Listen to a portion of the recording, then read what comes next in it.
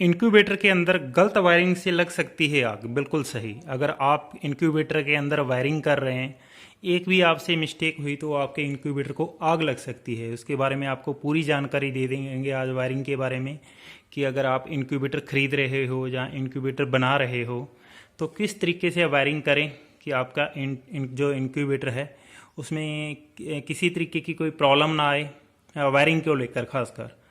तो आइए आपको जानकारी देते हैं। कई भाई क्या करते हैं कि घर पे इंक्यूबेटर बनाते हैं या इंक्यूबेटर बनाकर सेल करते हैं या इंक्यूबेटर खरीद रहे हैं, तो खासकर वो भाई ज़रूर ध्यान रखें कि आपने कच्ची वायर का इस्तेमाल नहीं करना। ये सामने देख सकते हो, इस टाइप की वायरिंग का इस्तेमाल नहीं करना आपने, क्योंकि कच्ची वायर जो एल्युमिनियम की होती है इसमें जो करंट की क्रॉसिंग होती है वो सही तरीके से करंट की क्रॉसिंग नहीं होती। दूसरा नंबर, इसकी जो लाइफ है कच्ची तार की लंबा टाइम नहीं होती। इसमें शॉर्ट सर्किट का जो है ख़तरा हमेशा ही बना रहता है। तो कभी भी आप कच्ची तार का इस्तेमाल कभी मत करें। तो अगर आपने हमेशा वायर लगानी है तो आप जो फिटिंग वाली वायर होती है उसी का ही इस्तेमाल करें। फिटिंग वाली वायर के अंदर भी आपने क्या ध्यान रखना है कि जो फायर प्रूफ, मतलब जिस वायर को आग नहीं लगती उसी वायर का ही इस्तेमाल करना है। आपने कच्ची वायर का बिल्कुल ही इस्तेमाल नहीं करना आपके इंक्यूबेटर के अंदर। दूसरा जो खास कर ध्यान रखना है कि कई भाई क्या करते हैं कि जो कंट्रोलर है उसको बिल्कुल ही ऐसे पेस्ट कर देते हैं इंक्यूबेटर के साथ में। कभी भी ऐसा मत करें, क्योंकि जैसे ही अंदर बल्ब लगाते हैं हम, उसका जो लोड है वो हमारे कंट्रोलर पर आता है, तो कंट्रोलर हल्का हीट होने लग जाता है। तो अगर किसी कारण कंट्रोलर में शॉर्ट सर्किट हुआ तो आपके इंक्यूबेटर को आग लग सकती है, क्योंकि आपने इसको बिल्कुल साथ में पेस्ट कर रखा है। तो इसमें आग लग सकती है। अगर आप लकड़ी का बॉक्स भी बना रहे हो, प्लास्टिक के बॉक्स में बना रहे हो, थर्माकोल बॉक्स में बना रहे हो, तो कभी भी आप कंट्रोलर को इसके साथ मत लगाएं। इस तरीके से आपने क्या करना है, कम से कम भी ऐसे 2 इंच का गैप देना है। ये कोई बॉक्स में लेके आपने 2 इंच इसको बाहर रखना है अपने बॉक्स से, कि किसी भी तरीके का कोई शॉर्ट सर्किट ना हो और कोई भी दुर्घटना आपके इंक्यूबेटर में ना हो। क्योंकि देखो, ऐसा नहीं है कि इंक्यूबेटर को ही खतरा होगा, क्योंकि इंक्यूबेटर घर में होता है, जहाँ फार्म में होता है, किसी कारण इंक्यूबेटर में आग लगती है तो सिर्फ इंक्यूबेटर का ही नहीं नुकसान होगा, वहाँ फार्म में भी कोई बड़ी दुर्घटना हो सकती है। जहाँ किसी के घर में इंक्यूबेटर पड़ा है तो घर पर भी कोई दुर्घटना हो सकती है। इसलिए ऐसी वायरिंग जो मैं आपको बार बार दिखा रहा हूँ, ऐसी वायरिंग ना करें, ना ही ऐसी वायरिंग वाला इंक्यूबेटर खरीदें, ना ही कोई भाई ऐसा इंक्यूबेटर बनाएं। दूसरा क्या करते हैं कई भाई, तो यहाँ से 2 वायर, मतलब 2 वायर लगा के आगे मल्टी प्लग लगा देते हैं। तो ये ज़्यादा इतना कामयाब नहीं होता, क्योंकि मल्टी प्लग में हमेशा ही स्पार्किंग की प्रॉब्लम बनी रहती है। तो आप जहाँ से ही, जैसे हमने ये सिंगल वायर मेन हैवी जैसे प्रेस वाली लीड है लगा रखी है, सिंगल वायर ही लेके आएँ, तो इसमें स्पार्किंग का जो खतरा है वो नहीं रहता। तो ऐसे अगर आप करते हो फिटिंग तो इसमें स्पार्किंग का खतरा हमेशा ही बना रहता है। तो कभी तो आपका अडॉप्टर बंद हो गया तो मशीन बंद हो गई।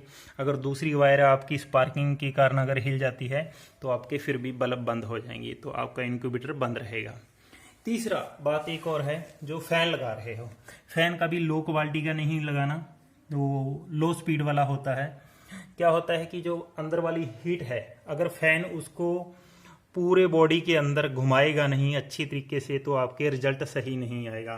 फैन हमेशा ही हाई स्पीड का लगाएं, 4 इंच में फैन लगाएं, और लो क्वालिटी का फैन नहीं लगाएं। इसको आप कंपेयर कर सकते हो, फैन को आप हाई स्पीड का ही लगाएं, लो क्वालिटी का कभी भी फैन मत लगाएं।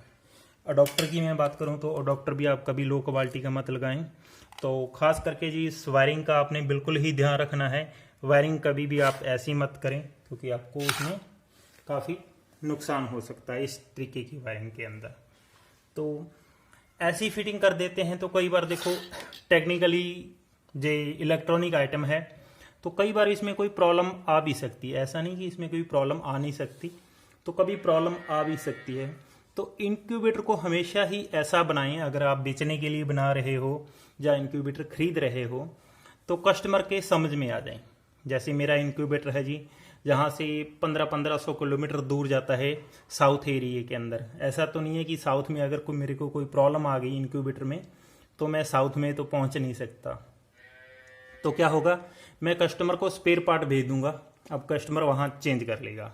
चेंज कैसे करेगा, अगर कस्टमर को समझ आएगी। समझ कैसे आएगी, अगर मैं इसको सिंपल टेक्नोलॉजी से बनाऊंगा। एज ए एग्जाम्पल मैं आपको थोड़ा उदाहरण बता देता हूँ कि अगर हमारे घर के अंदर बल्ब फ्यूज होता है तो हम बल्ब को चेंज करवाने के लिए किसी भी मिस्त्री को नहीं बुलाते, हम बल्ब खुद ही चेंज कर लेते हैं। क्योंकि बल्ब चेंज करने के अंदर उन्होंने बिल्कुल ही एक सिंपल तरीका अपना दिया होता है कि होल्डर से बल्ब को निकालो, दूसरा लगा लो।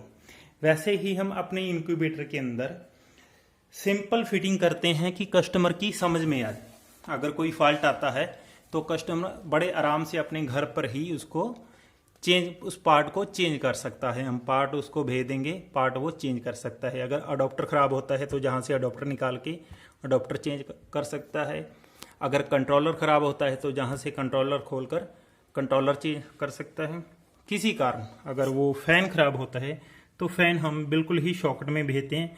उन्होंने क्या करना है, इसी जहाँ से एक शॉकेट निकालना है, फ़ैन अलग हो गया, हमने दूसरा फ़ैन भेजना है, उसने ये वाला शॉकेट लगा लेना है।